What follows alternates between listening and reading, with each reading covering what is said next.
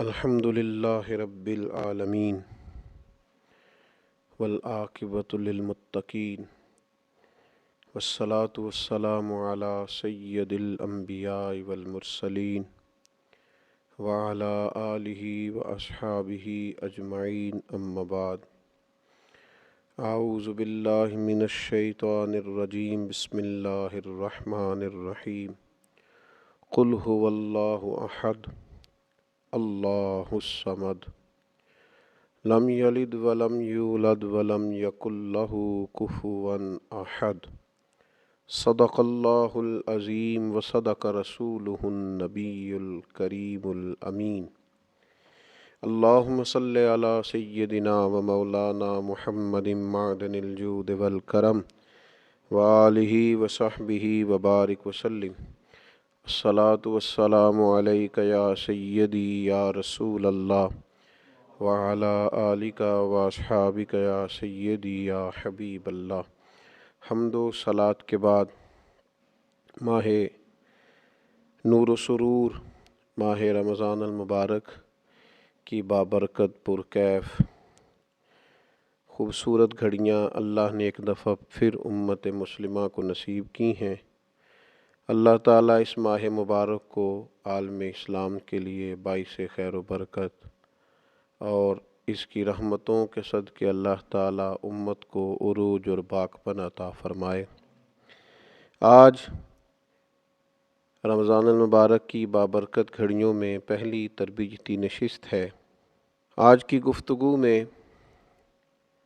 عقیدہ توحید کے تعلق سے چند گزارشات آپ کی خدمت میں عرض کرنی ہیں، اور میں نے یہ عرض کرنا ہے کہ عقیدہ توحید انسان کی زندگی پر کس طرح کے روحانی اثرات مرتب کرتا ہے۔ جس عقیدے کا انسان ہوتا ہے، جس نظریے کو وہ مانتا اور جانتا ہے، اس کے لازمی اثرات اس کی روحانی زندگی پر ہوتے ہیں۔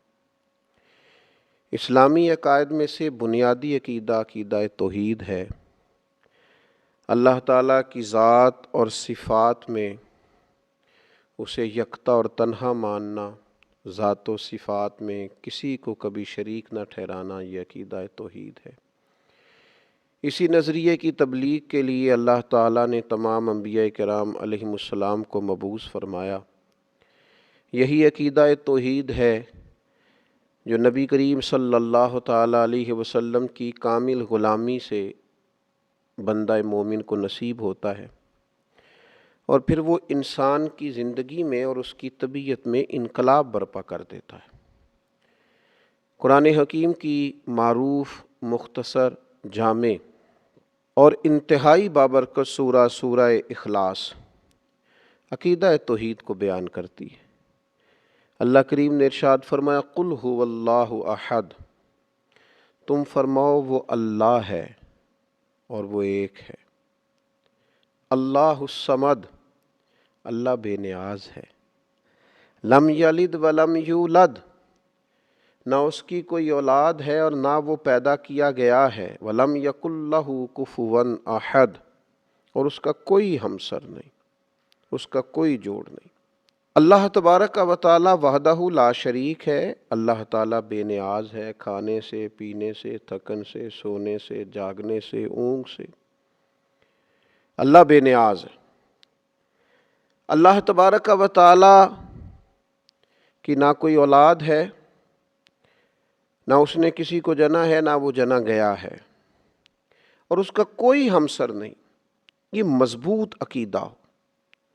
کائنات کا خالق، مالک، رازق، عزتیں اور ذلتیں جس کی حکمت کا تقاضا ہیں، وہ اللہ تعالیٰ ہے۔ اپنے بندوں پر نہایت مہربان ہے، کرم فرمانے والا ہے، رحمت کرنے والا ہے، غلطیوں سے درگزر کرنے والا ہے، دنیا اور آخرت میں اپنے بندوں پر رحمت کی نظر کرنے والا ہے۔ وہ کریم مالک جو دریاؤں میں مچھلیوں کو، جو بلوں میں چیونٹیوں کو، پتھروں میں کیڑوں کو، جو ہر کونے میں ہر مقام پہ بسنے والے انسانوں کو رزق عطا کرتا ہے، مالک حقیقی ہے، خالق حقیقی ہے، رازق حقیقی ہے۔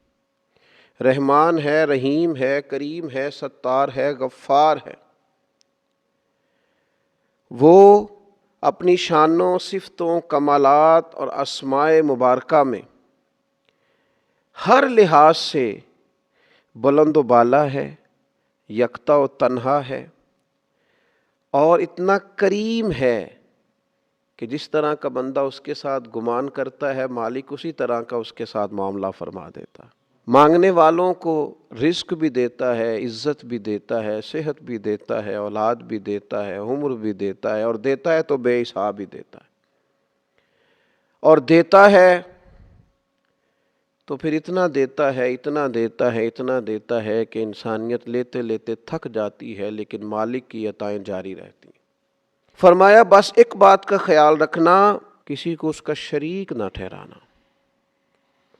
بہت زیادہ تفصیلات نہیں، مسلم شریف کی ایک حدیث، حضرت جابر بن عبداللہ رضی اللہ تعالیٰ عنہ بیان کرتے ہیں کہ نبی کریم صلی اللہ تعالیٰ علیہ وسلم نے بیان فرمایا کہ جو اللہ تعالیٰ سے اس حال میں ملا، جس نے گویا بروز قیامت رب سے اس حال میں ملاقات کی کہ وہ کسی کو اللہ کا شریک نہیں ٹھہراتا تھا، تو بندہ جنت میں جائے گا۔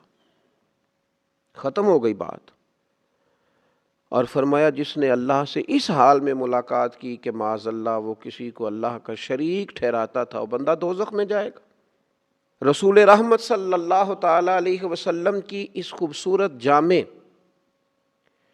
اور معنویت سے بھرپور روایت نے عقیدہ توحید پورے کا پورا سمیٹ کے رکھ دیا، اور اس کے جو نتائج ہیں اور اس کا جو لازمی اور آخری نتیجہ ہے وہ بھی بیان کر دیا کہ عقیدہ توحید و رسالت کا قائل جنتی ہے، اور اگر کسی مقام پر معاذ اللہ اللہ کی ذات و صفات میں کوئی کسی کو شریک سمجھتا ہے تو وہ جہنمی ہے۔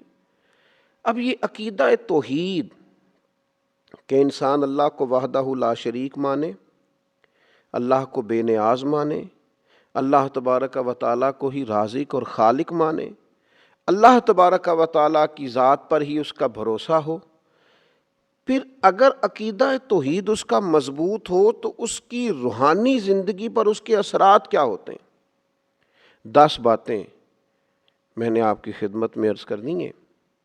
عقیدہ توحید کے جو روحانی اثرات ہیں، انسان کے وجود کو، روح کو، ذہن کو قوت اور توانائی جو یہ عقیدہ دیتا ہے، وہ 10 باتیں اللہ کی توفیق سے آپ کی خدمت میں عرض کرنے جا رہا ہوں کہ طاقتور ترین اور مضبوط ترین اور وسیع الذہن اور وسیع القلب اور وسیع المزاج شخصیت عقیدہ توحید ترتیب دیتا ہے۔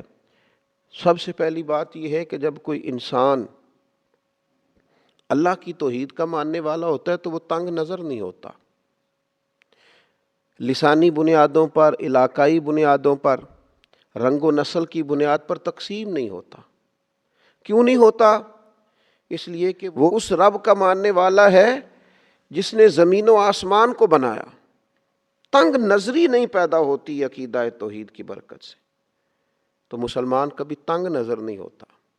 عقیدہ توحید کا ماننے والا، توحید و رسالت کا ماننے والا، دروازہ رسول کی گدائی کرنے والا، اس کی سوچ بہت بڑی ہوتی ہے، دل بہت بڑا ہوتا ہے، اس کا مشرب وسیع و ظرفی ہوتا ہے، اس کے مزاج میں وسعت ہوتی ہے۔ اقبال کہنے لگے بازو تیرا توحید کی قوت سے قوی ہے، یعنی تیرے بازوؤں کے اندر جو طاقت ہے وہ اللہ کی توحید کی ہے۔ اب اس کا نتیجہ کیا ہے؟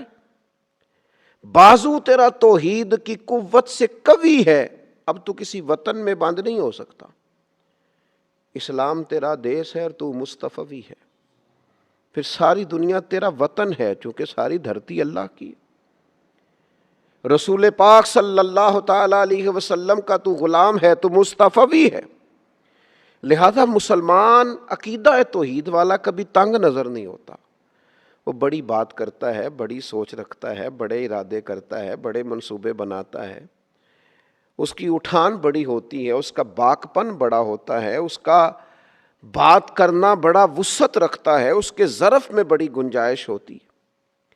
دوسری بات یہ ہے کہ عقیدہ توحید انسان کے اندر بلا کی غیرت پیدا کرتا ہے، اس لیے کہ عقیدہ توحید کا ماننے والا انسان یہ اچھی طرح جانتا ہے کہ تمام طاقتوں کا مالک اللہ تعالیٰ ہے، اس میں عزت نفس پیدا ہوتی ہے، وہ کسی کو خاطر میں نہیں لاتا، وہ کہتا ہے میں کسی سے کیوں ڈروں، میں کسی دنیا دار کے سامنے سہما کیوں رہوں، وہ کسی مقام پر بھی اپنی عزت نفس کو داؤ پہ نہیں لگاتا، کیونکہ طاقتوں کا مالک تو اللہ، اللہ اکبر ہے، باقی سب انسان چھوٹے ہیں، پست ہیں، کو بڑا ہے تو صرف اللہ جل شانہ، یا وہ بڑا ہے جسے رب بڑائی عطا کرے، جسے اللہ عزت عطا کرے، جسے اللہ وقار عطا کرے، جسے اللہ تبارک و تعالی شان عطا کرے۔ پھر تیسری بات یہ ہے کہ عقیدہ توحید انسان کے اندر عاجزی پیدا کرتا ہے، متکبر نہیں ہونے دیتا، کیونکہ اس کا خیال ہوتا ہے انسان کا کہ میرے پاس جو کچھ بھی ہے میرے رب کا ہے، ذاتی تو ہے ہی نہیں، کسی غرور کا شکار نہیں ہوتا، اس کے پاس تو نعمتیں بڑھتی جاتی ہیں تو پیشانی اس کی رب کے حضور جھکتی جاتی ہے، اللہ تعالیٰ اس کو عطا کرتا جاتا ہے تو جیسے جیسے درخت کو پھل لگتا جاتا ہے ٹہنیاں جھکتی جاتی ہیں، اس کی عاجزی میں اضافہ ہوتا جاتا ہے، اور رسول کریم صلی اللہ تعالیٰ علیہ وسلم نے فرمایا جو اللہ کی رضا کے لیے عاجزی کرے اللہ اسے عزت عطا فرماتا ہے۔ عقیدہ توحید انسان کے اندر عجز پیدا کرتا ہے، اس کے مزاج میں جھکاؤ پیدا کرتا ہے، انانیت، تکبر، ان بیماریوں سے اسے نکال دیتا ہے۔ چوتھی بات یہ ہے کہ عقیدہ توحید رکھنے والا انسان وہ جانتا ہے، وہ اس بات کو سمجھتا ہے، اس کا ذہن بن جاتا ہے کہ مجھے کبھی بھی عقیدہ توحید کا رکھنے والا انسان کبھی بھی ناانصاف نہیں ہوتا، ظالم نہیں ہوتا، وہ عادل ہوتا ہے، ناانصافی نہیں کرتا۔ کیوں؟ کہ اسے پتہ ہوتا ہے اگر میں تھوڑی سی یہاں ناانصافی کروں گا تو میرا مالک مجھے دیکھ رہا ہے، صبح قیامت انصاف کر دے گا، ہر ظلم کا حساب دینا پڑے گا مجھے، قیامت کے دن اللہ کے حضور حاضر ہونا ہے۔ لہذا عقیدہ توحید انسان کو منصف مزاج بنا دیتا ہے۔ اللہ رسول کے ماننے والے کبھی بھی ظالم نہیں ہوتے، ناانصافیاں نہیں کرتے۔ پھر پانچویں بات یہ ہے کہ عقیدہ توحید کا ماننے والا شخص جو ہوتا ہے نا،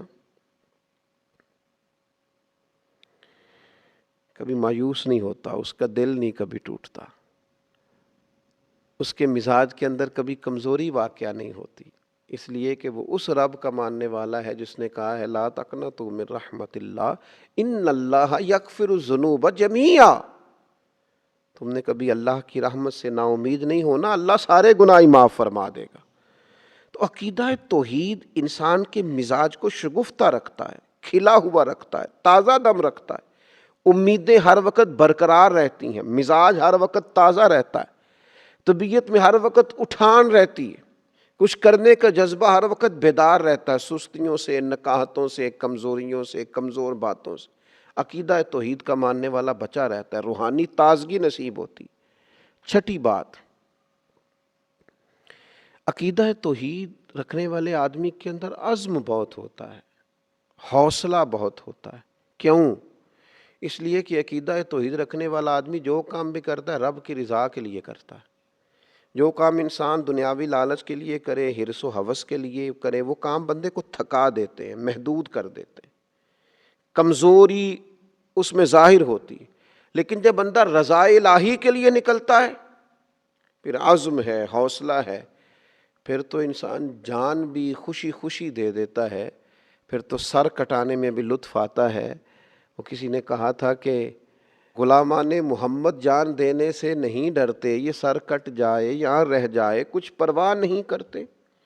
عقیدہ توحید نے مضبوط کر دیا، عزم پیدا کیا، حوصلہ پیدا کیا۔ اور ساتویں بات یہ کہ عقیدہ توحید انسان کو کمزوری سے نکالتا ہے، بہادر کر دیتا ہے بندے کو، اس لیے کہ وہ زبردست طاقت والے رب کا ماننے والا ہے، وہ اللہ جل جلالہ کا ماننے والا ہے، وہ اللہ جل شانہ کا ماننے والا ہے، اللہ اکبر کا ماننے والا ہے۔ لہذا اس کے اندر بہادری ہوتی ہے، وہ بزدل نہیں ہوتا، وہ کمزور بات نہیں کرتا، اس کے لہجے کا دبدبا بتاتا ہے کہ اس کے پیچھے جو طاقتیں ہیں وہ عظیم ہیں، کسی عظیم کو ماننے والا، اللہ رسول کی مدد اور نصرت کا دامن اس نے تھاما ہوا ہے، اور یہ جدھر جاتا ہے اللہ تعالیٰ اس کی مدد فرماتا ہے۔ اور پھر 8ویں بات یہ ہے، عقیدہ توحید انسان کے اندر بے نیازی پیدا کرتا ہے، قناعت پیدا کرتا ہے۔